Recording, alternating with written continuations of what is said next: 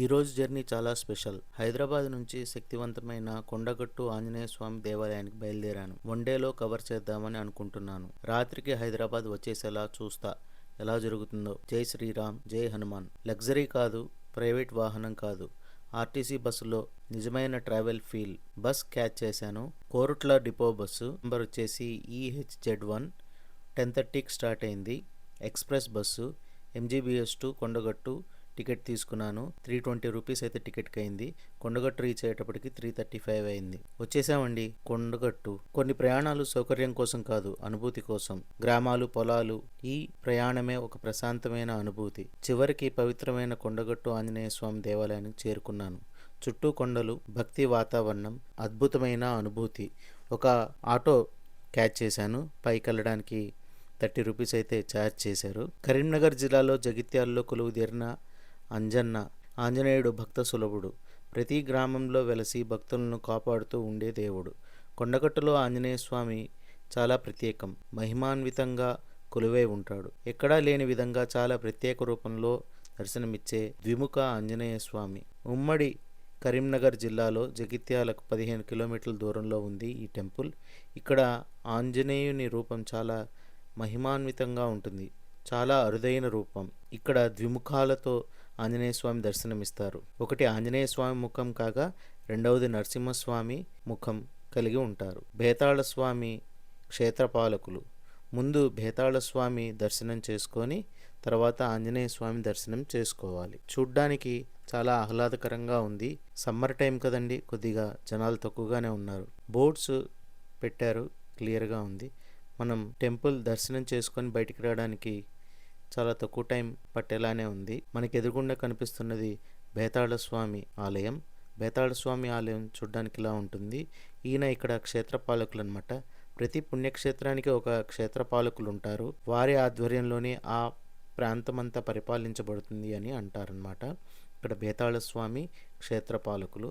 ఆయన దర్శనం చేసుకొని ఆయన ఆశీర్వాదం తీసుకొని ఆంజనేయ స్వామి దర్శనం చేసుకోవాలి అని స్థల పురాణం చెప్తుంది.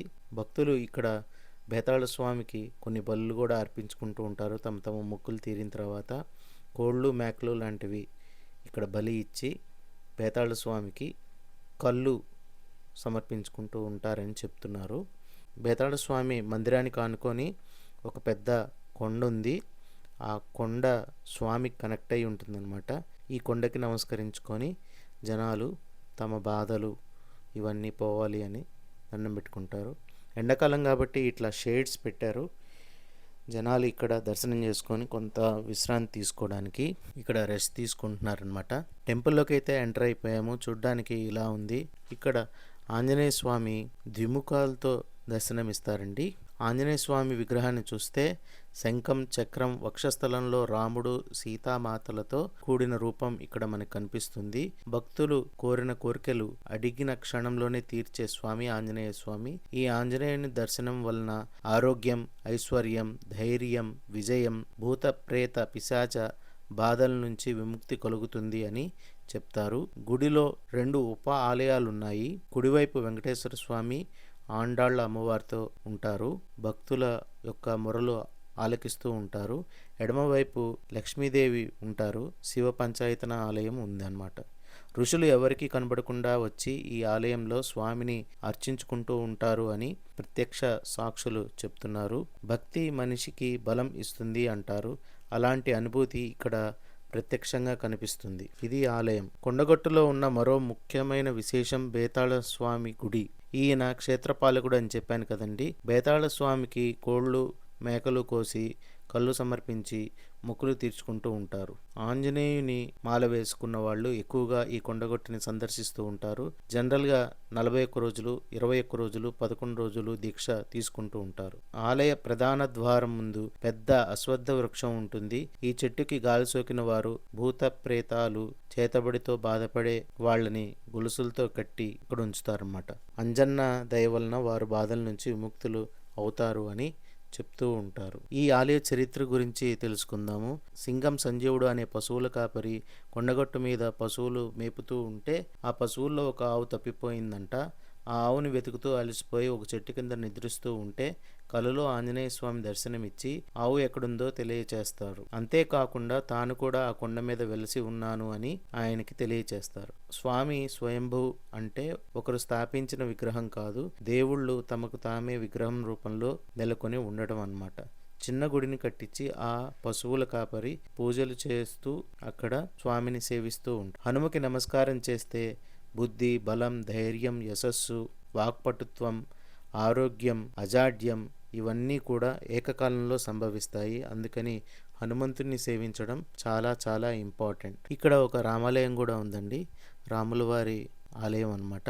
ఈ ఆలయాన్ని కూడా సందర్శించాను. ఈ బేతాళ స్వామిని నాగబేతాళ స్వామి అని కూడా ఉంటారు. నాగబేతాళ స్వామితో పాటు బేతాళిని కూడా ఉన్నారు అని కొంతమంది చెప్తూ ఉంటారు. ఆవిడ సర్పరూపంలో ఉంటారు అని చెప్తారనమాట. ఇది రాముల వారి మందిరం. ఇది దర్శించుకొని రెట్టింపు ఉత్సాహంతో హైదరాబాద్ తిరుగు ప్రయాణం స్టార్ట్ చేశాను. వెళ్ళేటప్పుడు ఆటోలో వెళ్ళాను కదండి, వచ్చేటప్పుడు బై వాక్ అయితే వచ్చాను. ఎందుకంటే ఆ చుట్టుపక్కల ఉన్న నేచర్ని మనం ఎంజాయ్ చేయొచ్చు. అక్కడ పరిసరాల్ని మనం అబ్జర్వ్ చేసి వాటిని మనం పరిశీలిస్తే మనకి మనసుకు అదొక ఆనందాన్ని ఇస్తుంది అనమాట. నేచర్ చాలా బాగుంది, కానీ ఎండ 40-45 డిగ్రీల వరకు ఉండొచ్చు అని అనిపిస్తుంది. ఒక షార్ట్ వాక్ అనమాట, 15 మినిట్స్ అట్లా నేచర్లో వాక్ చేసుకుంటూ వెళ్తే మెయిన్ రోడ్ వచ్చేసింది. మెయిన్ రోడ్ నుంచి మనం హైదరాబాద్ అయితే చేరుకోవచ్చు. It's a nice experience. వింటర్లో వెళ్తే ఇంకా బాగుంటుంది అని అనిపించింది. చూడండి ఇక్కడ కోతి ఎలా వాటర్ తాగుతుందో. వీటికి ఆహారం కొంతమంది ఇస్తూ ఉన్నారు, ఫ్రూట్స్ అవి ఇస్తున్నారు. సమ్మర్ కాబట్టి అవి కూడా అంత యాక్టివ్గా లేవు. ఇది నడకదారండి. ఆంజనేయ స్వామి మాల వేసుకున్న వాళ్ళు ఈ నడకదారిలో వెళ్ళి ఆంజనేయ స్వామిని దర్శనం చేసుకుంటూ ఉంటారు. ఇట్లా వాక్ చేసుకుంటూ కిందకు వచ్చేసాను. ఈ చెట్లు చూడండి, ఇవి సిల్వర్లాగా గ్లిట్టర్ అవుతున్నాయి. చూడ్డానికి చాలా బాగా అనిపించింది. జనరల్గా ఇక్కడ నైట్ హాల్ట్ చేస్తూ ఉంటారు ఎవరైనా ఆరోగ్య సమస్యలు ఉన్నవాళ్ళు, కానీ ఫెసిలిటీస్ అంత ఎక్కువగా అయితే నాకేం కనిపించలేదు. రిటర్న్ జర్నీకి మనం హైదరాబాద్ నుంచి కరీంనగర్ వచ్చి కరీంనగర్ నుంచి హైదరాబాద్ వచ్చామండి. చివరికి హైదరాబాద్ వచ్చేసాము. నైట్ అయింది. It's a nice experience. మన హైదరాబాద్కి దగ్గరలో ఉన్న ఒక పవిత్రమైన ఆంజనేయ స్వామి క్షేత్రాన్ని వన్ డేలో మీరు కవర్ చేయొచ్చు. మార్నింగ్ వెళ్ళి నైట్కి వచ్చేయచ్చు అనమాట. పబ్లిక్ ట్రాన్స్పోర్ట్ని వాడడం వల్ల మనకి మనీ సేవ్ అవడమే కాకుండా మన దేశం అభివృద్ధి చెందడానికి ఉపయోగపడుతుంది. అది మనసులో పెట్టుకొని ఈ వ్లాగ్ని అయితే నేను మన ఆర్టీసీ బస్సులో అయితే కవర్ చేయడం జరిగింది. It's a nice experience. శరీరం అలసిపోయినా మనసు మాత్రం ప్రశాంతంగా ఉంది.